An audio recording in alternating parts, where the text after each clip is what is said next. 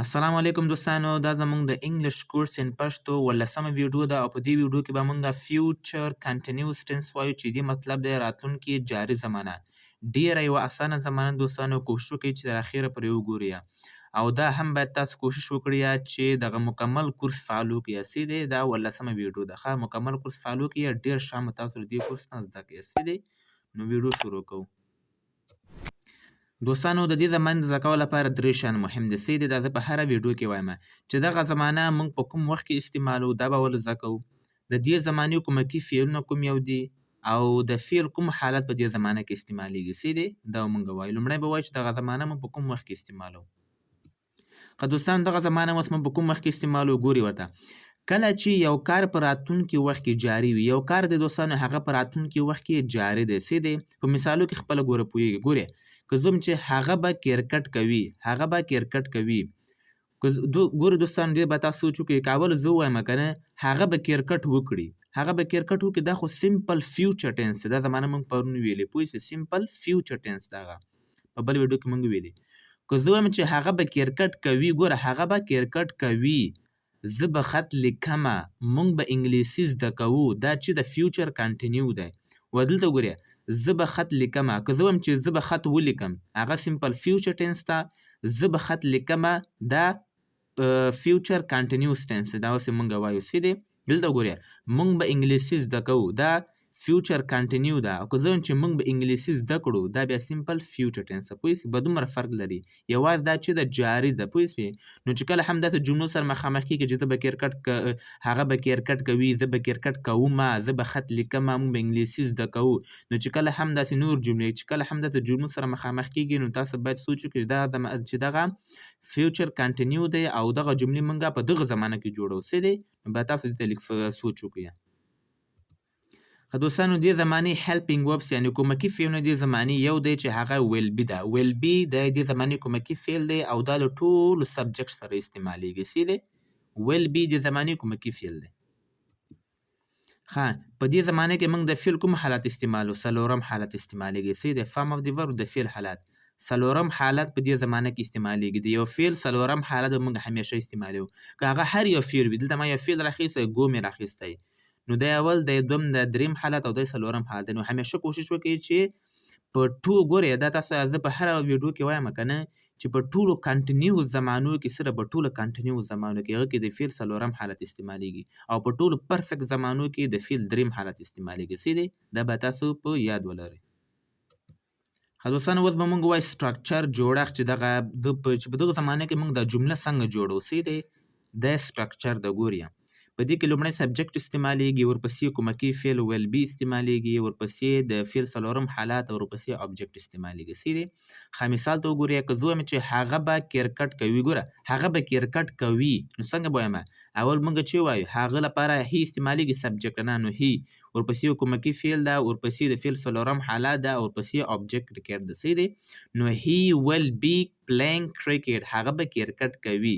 دا د ویل بي مطلب چې دغه ویل بي دا کومکي فعل ده. هی ویل بي پلیینګ، هغه به لوبه کوي، کرکټ د کرکټ. صحیح دی.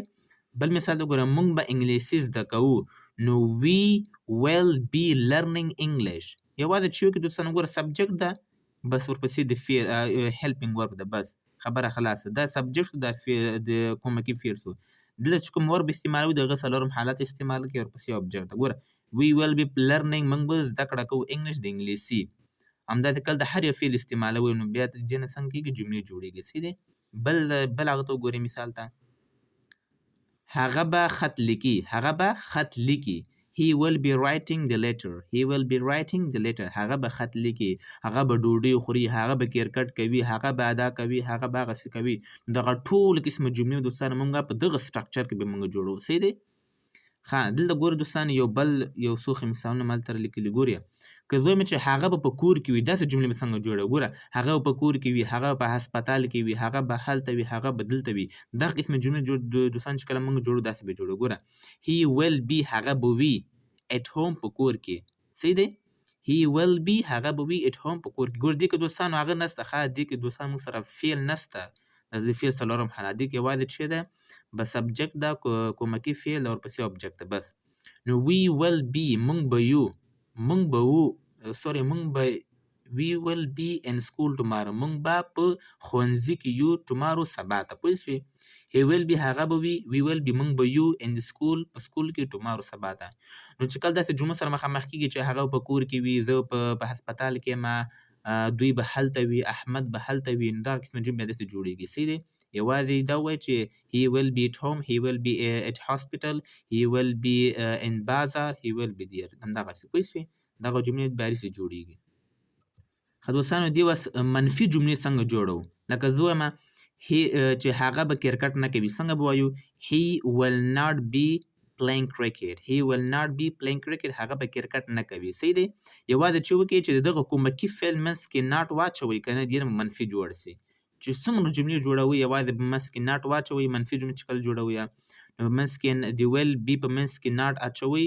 واچوئ نو د هغه نه به منفي جوړه سي دلته ګوره we will not be learning English موږ به انګلیسي نه زده کوو he will not be at home هغه به په کور کې نه وي he will not be at home نو دا منفي جملې داسې جوړېږي صحیح دی ښه دوستان چې کله سوالیه جملې جوړوي لکه موږ وایو که نه چې آیا هغه به کرکټ کوي آیا هغه به کرکټ کوي څنګه وایو will he be playing cricket will he be playing cricket ګوریا څنګه به کوي همیشه ګور دغه کومکي فعل په مابین کې به چی واچوي سبجیکټ پسې ده د کومکي فعل په مابین کې چې سبجیکټ واچوي دنه به سوالیه جوړه سي ګوره will he be will we be will he be دغسې پوه سي نو هغې نه به بیا سټرکچر ته ګوري څلورم حالت استعمالېږي او پسې سبجیکټ نو will he be playing cricket آیا هغه به کرکټ کوي will we be learning English آیا موږ به انګلیسي زده کوو will he be at hospital آیا هغه په هسپتال کې وي نو دغه کې